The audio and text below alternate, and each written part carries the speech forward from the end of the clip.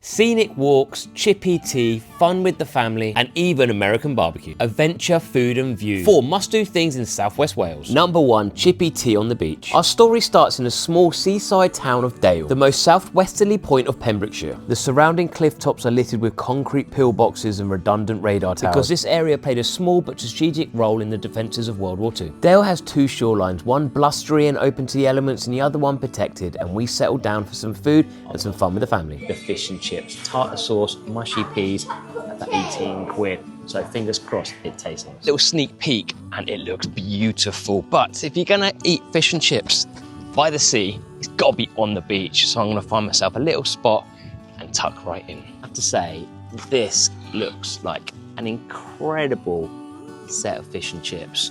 I just think I really appreciate when stuff's actually presented nicely.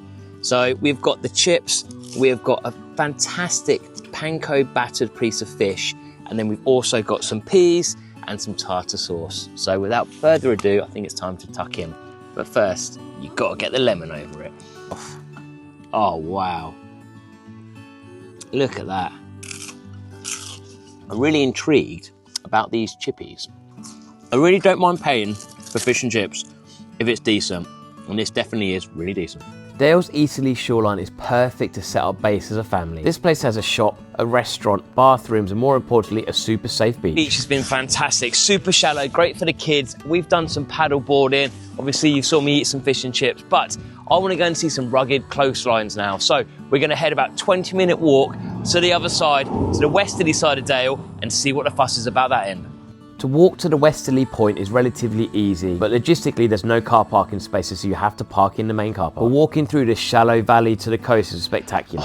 There's just something so rugged about the British coastline. Even in summer, it's a little bit stormy, but I can't wait to show you because this looks absolutely sensational. I've visited a lot of beaches, but this has to be one of my favourites. It was weather beaten and desolate. It was eerie, but also super calm. And I was ready to set up base and do some cooking. So a really interesting thing has just happened. I've run out of time. My parking is up, the weather's coming in, I've run out of battery on my drone, and I've got no signal, so I don't know where everyone else is. So I think I better not start this cook. I'm gonna have to abort it and come back tomorrow or find another place to do a different cook. Number 2 of the things to do in Pembrokeshire is the Dinosaur Park. Now the dinosaurs might look a little bit ropey, but this place is packed with so many things to do with the family. My expectations were really low visiting this place, and we ended up being here for absolutely hours. And even if it's busy, the queues are relatively low because there is so much to do. There's nothing grand, but do you know what? The kids didn't even notice, and that's what makes it so special. But we did stumble across a hidden gem about 13 minutes down the road. In the car park of a pub in a place called Chiswell Quay sits a 500-gallon offset smoker owned by Feast Pembrokeshire. This team specialises in open fire cooking and offset smoking, and they're taking local quality assured ingredients and doing wonders with them. From smoked burgers to roast dinners to these amazing massive steak and barbecue platters. These guys seriously know their stuff, and they are knocking out some of the best barbecue food I've had in the UK. All nestled in a quiet quay in the middle of Pembrokeshire. We were super hungry after our adventures at Dinosaur Park, so we over-ordered and we got the platter and the steak and even the burger. With the nature of what I do, I get to travel around and try a lot of barbecue food, but I was super impressed by these guys,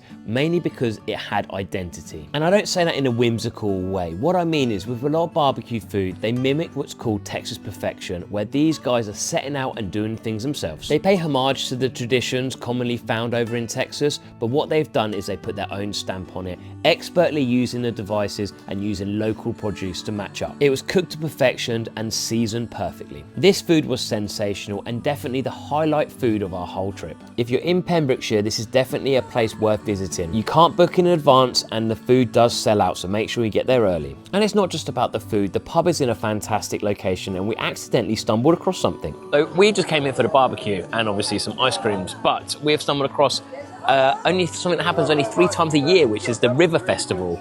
So I think it's when the tides are really high and all the boats can get down. So they go on like this big like pub crawl, I think. I don't really know much about it, but this place is absolutely rammed. Like, if I show you, like, look at that.